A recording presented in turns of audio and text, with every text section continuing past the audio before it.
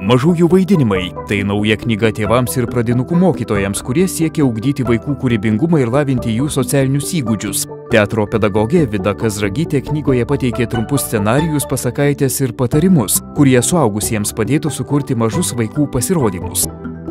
Scenarijai, tokie kokie jie dabar yra naudojami darželiuose, ne visai tinka šio amžiaus vaikams vaidinti, kadangi būtent dėl tų scenarijų vaikai ir pasidaro nekūrybiški. Jie tiesiog atlieka. Pasako žodžius, nueina, atneša, atsistoja, vėl pastovi. Ir va tos kūrybos, tų kūrybiškų veiksmų ir nėra. Daugelį va šitų idėjų, tų pasakaičių aš pati išbandžiau su 5, 6 ir 7 metų vaikais. Paskui labai daug išbandė pedagogės Kauno vaikų darželiuose. Daugiau kaip 10 metų. Iš tikrųjų, pedagogės dirba pagal tas idėjas, tik šiandien va šitoj knygutė jos yra sudėtos į vieną vietą ir mano išplėtotos. Knygoje mokama, kaip nuo žaidimo pereiti prie kūrybinių pasirodymų, kaip išmokti atsipalaiduoti, susikaupti, improvizuoti įvairiomis pasakaičių temomis ir vertinti sukurtą vaidinimą. Šiandien yra svarbu stebėti ir akcentuoti tuos, kurie yra mūsų gyvenime svarbiausi.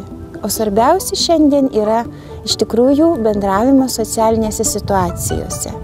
Tai va teatras irgi yra viena iš socialinio bendravimo formų. Ir kai vaikai vaidina, jie tiesiog išmoksta nebijoti, išmoksta būti drąsiais, išmoksta nuosekliai plėtoti mintis, reikšti save. Na ir tam tikrą prasme jie perteikia jau ir vaidmenį, kartais jo ir neperteikia, bet va visa tai, kas susiję su vaidmens perteikimu ir bendraisiais gebėjimais, va tai yra aktualu.